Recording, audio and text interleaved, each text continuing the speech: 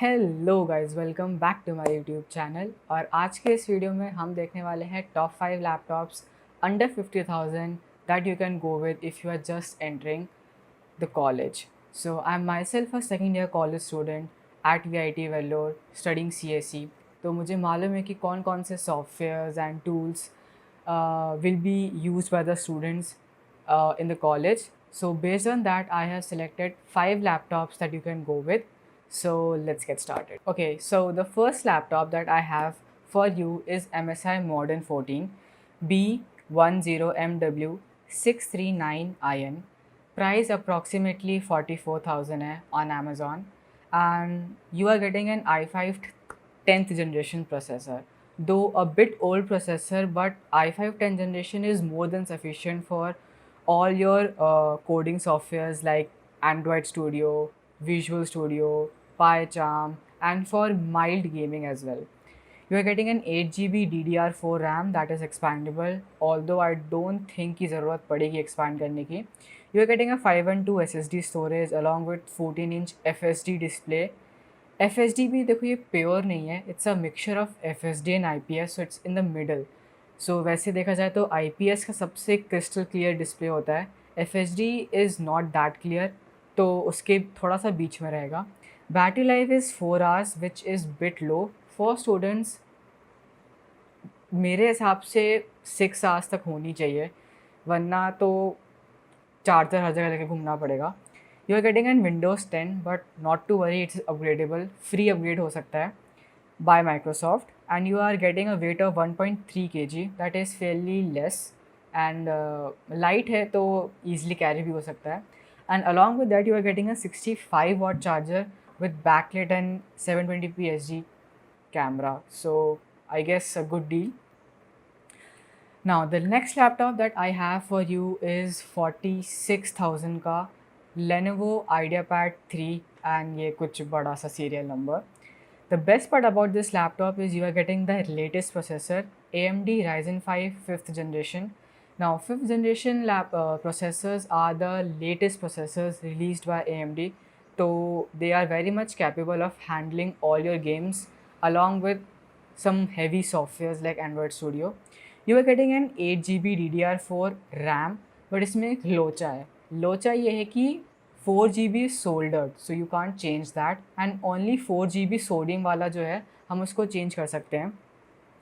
तो this is maximum upgradeable to 12 GB जो RAM है, but I think it is more than sufficient. 8 GB से ज़्यादा तो मैं शायद ज़रूरत ना पड़े. Storage is 512 SSD.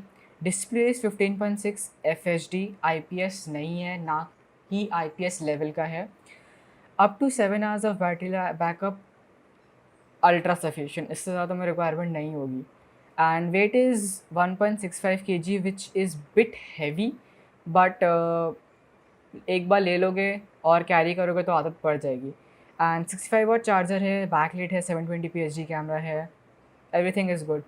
अच्छा, एक डाउट और जो यूजुअली स्टूडेंट्स को आता है, मुझे भी आया था, कि 15.6 इंच डिस्प्ले ले या 14 इंच डिस्प्ले ले. सो मेरे पास जो लैपटॉप है ये HP का लैपटॉप है, and this currently has 14 inch screen. तो मुझे थोड़ा छोटा लगता है यार ये स्क्रीन, एंड 15.6 इज़ बेटर बिकॉज बड़ी स्क्रीन रहती है, so you can clearly see picture, and some of the software जो होते हैं वो बड़ी स्क्रीन में ज़्यादा अच्छे से वर्क करते हैं लाइक प्रीमियर प्रो. तो go for 15.6 inch according to me. The third laptop that we have is HP 14S FQ1092AU. ठीक है, 47,000 का है. AMD Ryzen 5 same 5th generation latest processor, 8 GB RAM है, and the good part is that you can expand it to 16 GB. एक memory slot है. 512 SSD more than sufficient. So 14-inch IPS crystal clear display रहेगा. जो मेरे वाला laptop है इसका भी IPS display है, and it has IPS display usually are one of the best displays. Battery backup is 4 hours, which is moderately sufficient. Windows 11 है, weight is 1.46 kg, 65 watt charger, backlit and 720p, front camera, a decent deal according to me. Then we have इसी का बड़ा भाई HP 15S.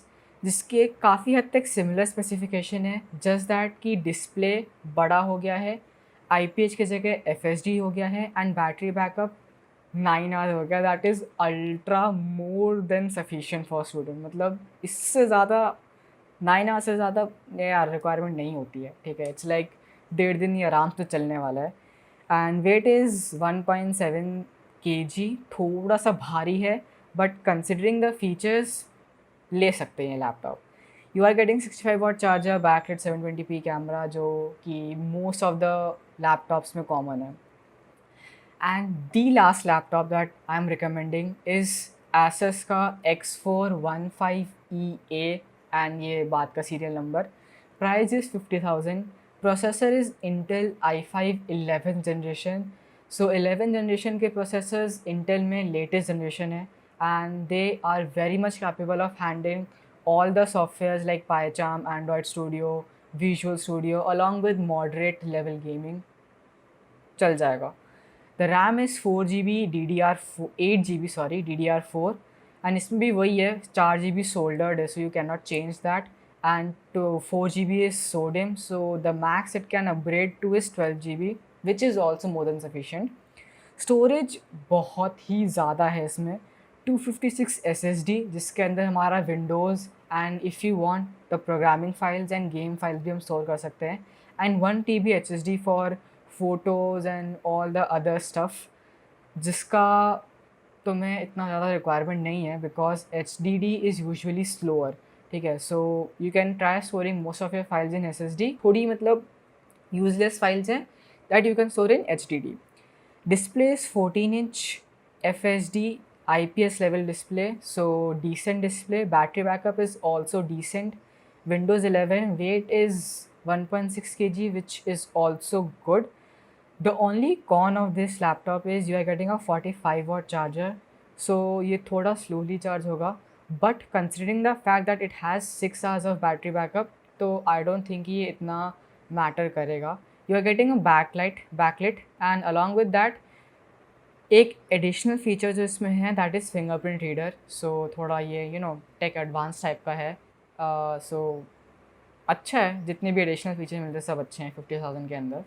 So that's it for this video guys, I hope you like this, and if you did do the like button, subscribe कर लो, and subscribe कर लो मतलब कर लेना, because I will be coming up with more awesome and interesting content, so you don't want to miss that, so make sure that you subscribe, and I'll meet you in my next video.